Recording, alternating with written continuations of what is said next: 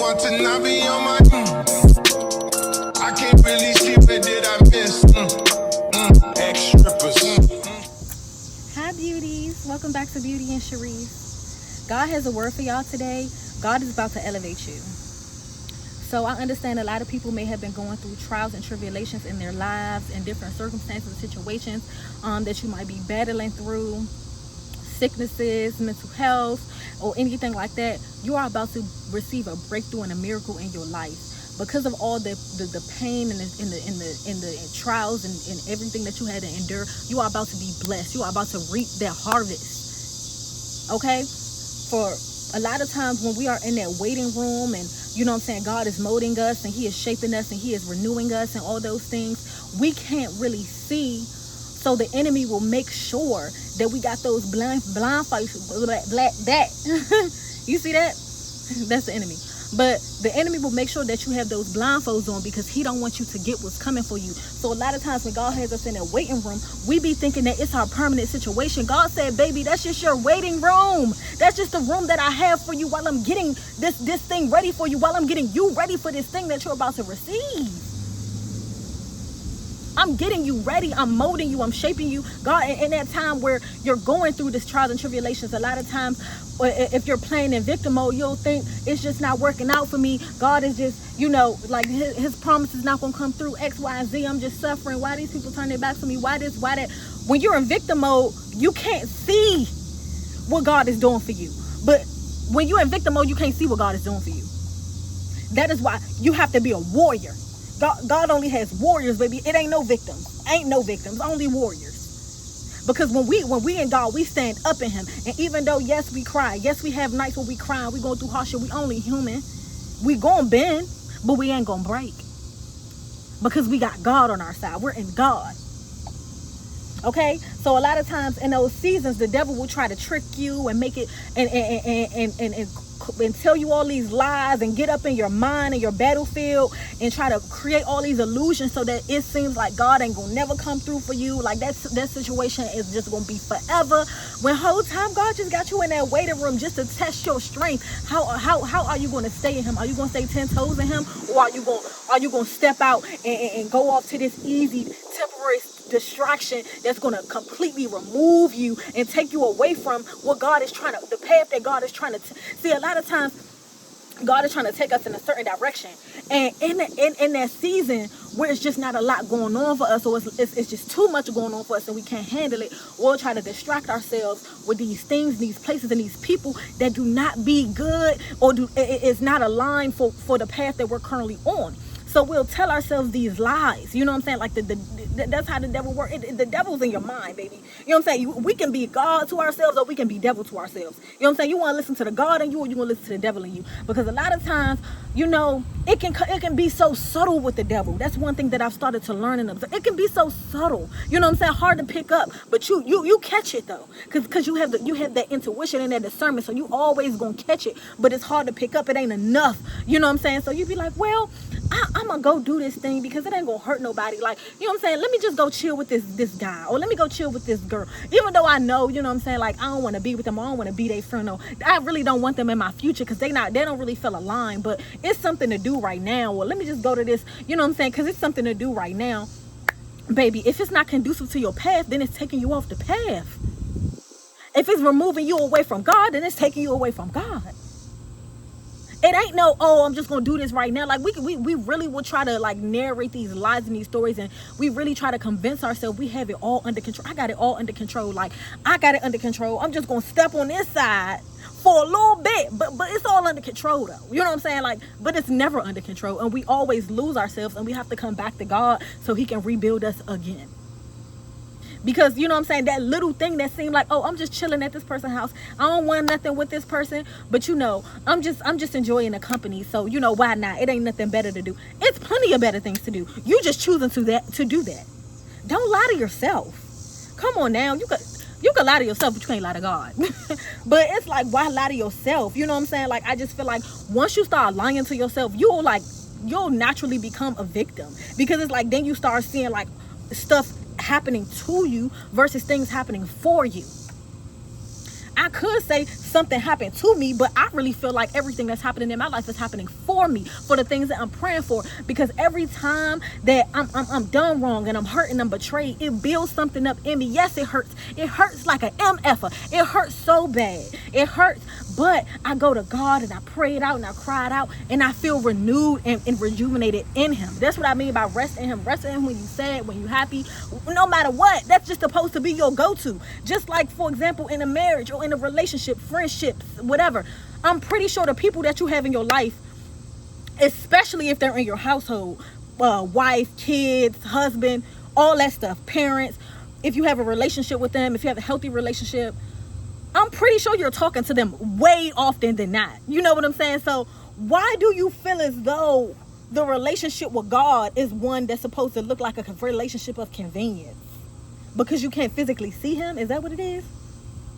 You ain't physically see yourself in the womb. You ain't physically had your eyes open when you was in the womb, but that ain't mean you wasn't being birthed and created because you couldn't see yourself and because people couldn't see you yet. Doesn't mean that you wasn't being created and being, you know what I'm saying? Our eyes is the biggest illusion sometimes. You know, God gave them to us as also, I believe, a test. I think that I mean, of course, you know, to see the beautiful world around us and stuff like that. But God knows that it's only some things that many people do not have the ability to see unless you have tapped in and God gave you that gift. You know what I'm saying? Some people are just chosen and they have supernatural abilities that other people just can't even fathom. You know what I'm saying? Or aren't even ready for. And God knows who. God knows who, all of his children. So he knows who to bless with what and who can handle what. So understand that a lot of times when you're in that waiting room and it's so dark, it's always darkest before dawn. It's always darkest before dawn. And a lot of times you're in that dark room and you crying out and you just cannot see a light of day. You cannot. You must keep your faith in the Lord. You must keep it in him. You must keep it firm and strong. You cried out. Have your mopey moment. But give yourself a moment of grace. But do not just allow yourself to sit in that. That's unhealthy for you, for your future, and that's not what God is trying to do for you. He's just using the situation as a tool for you. You know what I'm saying? He just wants to see like when you're little and you are, your parents or your teacher they place a bunch of blocks in front of you because they honestly just want to see what you're going to create. What you're going to do with these blocks? You're going to make a house, you're going to make like a building, you're going to make a car. Like what you're going to do? So God does the same thing when he places us in situations. A lot of times, instead of seeing the situation as, okay, God, what do you want me to do in this situation? Or what do you want me to do with this? Or just taking anything back to him for confirmation and just validation if you need it. Get it from him. If you're going to get it from anybody, get it from him. Get it from God. Because he will let you know. He's going to give you the confirmation. Even if it's not in that moment, he will give you the answer. So at the end of the day, it's no need for you to get caught up in the situation and thinking, oh, I thought something was in my shirt. Excuse me, y'all. But it's no need for you to get caught up in the situation and thinking this is forever. When he's just simply using that situation to build you. Because sometimes pain will really create superheroes in us. Like going through situations of pain and constant trial and tribulation. If you stick next to God, it's gonna build you. It's gonna do nothing but build you and make you greater and make you just finer. Like wine, you know what I'm saying? Like wine gets finer. You know what I'm saying? Like wine, like you know what I'm saying? Like it's gonna make you fine like wine. You know what I'm saying? So it's just like it's not about the situation. The situation is not made to have hold on you and to like that's the devil. I'm sorry, it's a lizard, y'all. I'm a little like trying not to get too distracted. But God is just using that situation to build you up and make you strong, just like a trainer getting ready for a fight. I'm looking at this lizard, y'all. Wait, where'd it go? I think it's right there. I'm not sure. But just like a stranger getting ready for a fight, that's what God is doing when he's building you up right before that blessing. All that warfare you got to go through, it's not warfare to break you down and make you weak. It's warfare to make you stronger and build you up in him. Y'all, you know, it's perfectly, you know, how are we going to be able to sit on that throne if we don't have the ability to discern and have boundaries and have morals and have that natural leadership quality that God, like, it's so many things that you have to do. It's so many, just like even like an artist before artist steps onto, like right before when an artist gets signed, or at least that's how it used to be back in the day. When an artist gets signed, they have to go through like this development stage. You know what I'm saying? Like before they go on, before you see them all big and platinum and with the music videos and all that stuff, they have to go through an artist development phase. And a lot of that stuff is done behind the scenes. You know what I'm saying? Like they're not just on stage popping stuff, making their money, doing all that stuff. It's a lot of hard work it's a lot of stuff going on. It's a lot of waiting.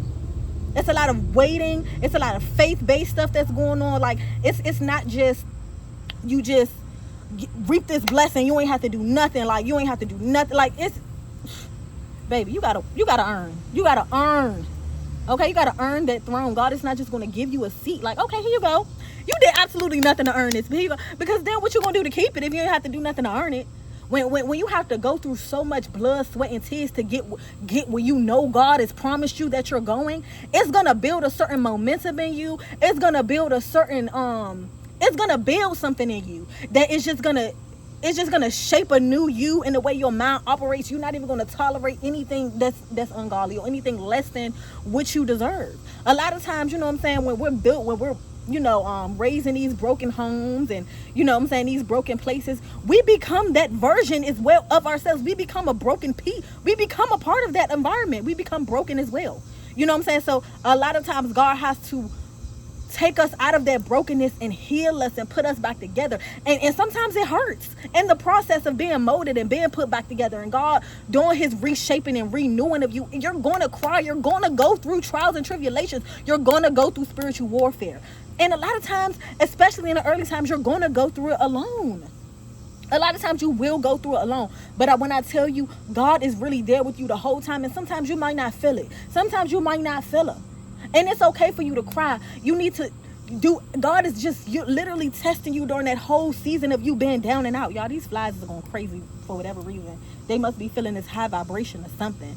But he is literally testing your endurance, testing your strength, and building up your character. Because it's nothing more important than heart posture to God. Forget what you earn in this life. Forget what you get in this life. It's not just about what you're earning and what you're getting in your car and your house and your money because you can't take none of that stuff with you. Yes, you can reap it on this earth. God will bless you with all of those things. But I'm saying this to say, God is more so concerned about who you are as a person. What is your heart posture like? And a lot of times, when we're going through that shaping and that mold, and he's cleaning us out and he's renewing us, he's removing all this toxicity and this, because a lot of times we be so attached to the negative. It's like we want so much better. That's why we have to let God be the anchor, because we are so weak. We are so weak. We have human flesh. We are so weak. And a lot of times we'll fall weak to just our natural ways. You know what I'm saying? We love our family. We're so attached to them majority of the time. We're attached to our friendships. We're attached to our environment. We're attached to the 3D world. And God wants to remove that attachment. Especially when you're chosen. God has to remove that attachment, because we are not put here. Yes, we are meant to experience these things and love these things and live our fullest life. But we cannot take none of this stuff with us when we go. So it is very important that God teaches us the lesson of detachment when it comes to people, when it comes to things, because these things are literally temporary. Even when you get them from God, because life is temporary. This life he's blessed you with is temporary. This is not encouragement for you to go to the devil's blessings, because they way more temporary than you think than God bless. They temporary. They temporary with an extra temporary on top. Like, baby, it's a type of temporary where it's like, dang, you're gonna get there and you're not even gonna feel whole in yourself. You ain't gonna feel good, and you're gonna lose it. You're gonna lose it, because it's just when you get something, when you get blessings from God. I'm not going to say that you're not going to have down and out seasons, but you're always going to be good, especially internally, more than anything. But I promise you, the blessings that God is blessing you with is longevity. It's not temporary. It's not short-lived. It's not going to be, oh, she was at the top, now she at the bottom. No. That's why God has to do all this building and molding and shaping, because he knows when you get there, ain't no stop. It's going to be you up. You know what I'm saying? So he wants to make sure that you are keeping him first in all that you do. So, and even when you get there, making sure that you keeping him first in all that you do, because anything that God gives you, he can take it away. Never ever get too egotistical when it comes to God, because he will be quick to humble you. And the mysterious thing about God, and the crazy, like, he works in such it's just such a way that will really just make you really sit and ponder, because it's like, he'll even for the egotistical people, because I've been egotistical at a point in my life. I didn't even realize I was egotistical, and other people have been. I'm not even saying I wasn't even as blessed as I'm gonna be. You know what I'm saying? But I was blessed, and I had a lot going on for myself. And a lot of times when we are in those situations and circumstances where we feel super blessed, we forget about God, because we feel like we don't need him, because we all good. We all good on the outside. We don't really be that good on the inside, because we need all types of vices to keep us happy, and all types of distractions and people to stay around us, or else, you know what I'm saying, we don't know what to do with ourselves. But we have the means though. So we feel like we don't need God because we have the means. Like, oh, I don't need God. I got this money. I got this. I got friends. I got this. I got this. Okay, and just like he giveth, he taketh. So play if you want to. That's why God has to make sure he embeds that humbleness into your spirit, because those who you see that's not humble, baby, look how much that long that lasted for them.